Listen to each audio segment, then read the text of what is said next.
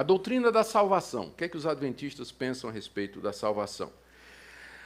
Apesar da Igreja Adventista do Sétimo Dia declarar que a salvação é pela graça, mantém algumas doutrinas que aparentemente parecem contradizer.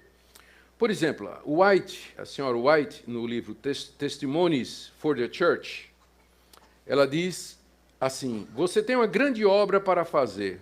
Não engane sua própria alma, mas examine-se a si mesmo à luz da eternidade. É impossível você ser salvo como você está. Veja a obra ser feita por você antes que é tarde demais. No mesmo livro, ela diz ainda: Deus não pode salvar o homem contra a sua vontade. O homem deve trabalhar com seu poder, ajudado pelo dever de Cristo, para resistir e conquistar para si mesmo a perfeição. O homem deve fazer a sua parte. Baseado naquele versículo que diz assim: faz por ti que eu te ajudarei. Não, perdão, é a placa na traseira de um caminhão. Agora me lembro. Já viram na traseira do caminhão? Faz por ti que eu te ajudarei. É muito popular, né, esse pensamento. Vocês lembram que eu fiz a diferença entre monergismo e sinergismo? Na perspectiva monergista, a salvação é de Deus. Deus é quem salva o pecador. No sinergismo, que é o pensamento oficial da Igreja Católica, o pecador auxilia a Deus na sua própria salvação. Ele contribui, de alguma forma, para a sua salvação. Essas palavras aqui de Ellen White sugerem que o pensamento adventista, soteriológico, né, com relação à salvação, ele é sinergista. Você tem uma obra a fazer, você tem que colaborar com isso.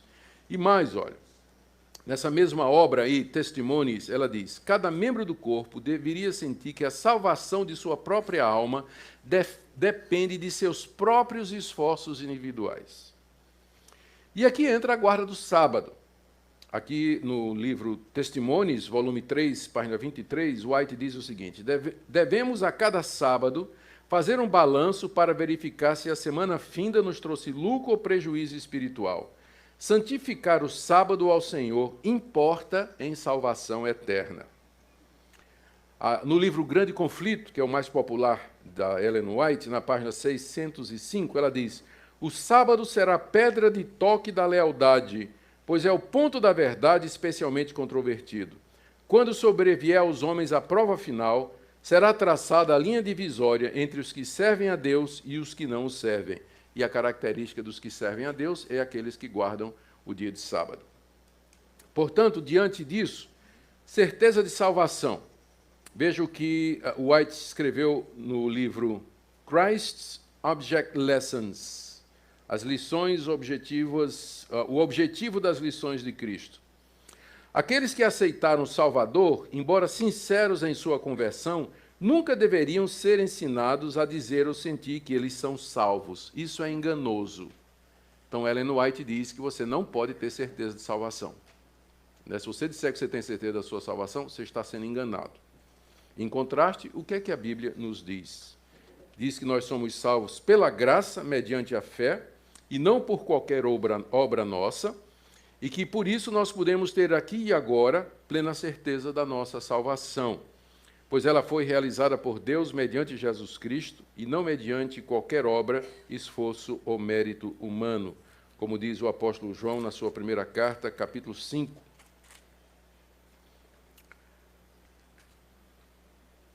A partir do verso 20. Não, vou ler mais um pouquinho.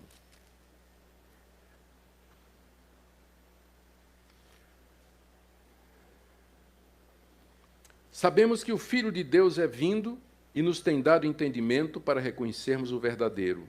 E estamos no verdadeiro e em seu Filho Jesus Cristo. Esse é o verdadeiro Deus e a vida eterna. Um pouquinho antes, no verso 10. Aquele que crê no Filho de Deus em si mesmo tem o testemunho. Aquele que não dá crédito a Deus o faz mentiroso, porque não crê no testemunho que Deus dá acerca de seu Filho. E o testemunho é esse, diz o apóstolo João, que Deus nos deu a vida eterna, e essa vida está no seu Filho. Aquele que tem o Filho tem a vida. Aquele que não tem o Filho de Deus não tem a vida. Estas coisas vos escrevi a fim de saberdes que tendes a vida eterna, a vós outros que credes em o nome do Filho de Deus. Então, é João diz que escreveu estas coisas para dar certeza de salvação a todo aquele que crê que Jesus é o Filho de Deus. Aquele que crê, ele pode se assegurar da sua salvação. Essa certeza de salvação às vezes varia. Às vezes o crente, porque peca, ele se sente perturbado, ele se questiona, às vezes ele pode passar um período confuso, mas isso não tem a ver com a salvação em si. O crente verdadeiro, ele passa por altos e baixos e às vezes essa certeza é abalada ou mais ou menos, às vezes ele é provado e testado nessa área.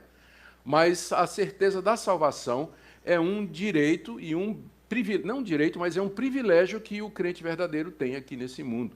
Exatamente porque a salvação não depende de obras, porque se depender de obras, o que eu conquistei hoje, eu vou perder amanhã. Se a minha salvação depende do que eu faço, quem me garante que amanhã eu não vou tropeçar e perder essa salvação? Mas se a salvação é um dom de Deus e procede do decreto de Deus, do seu querer eterno, como diz Paulo, né, quem poderá nos separar do amor de Deus? Quem nos separará do amor de Deus? Então, essa é uma diferença grande também na doutrina da salvação com relação ao pensamento adventista.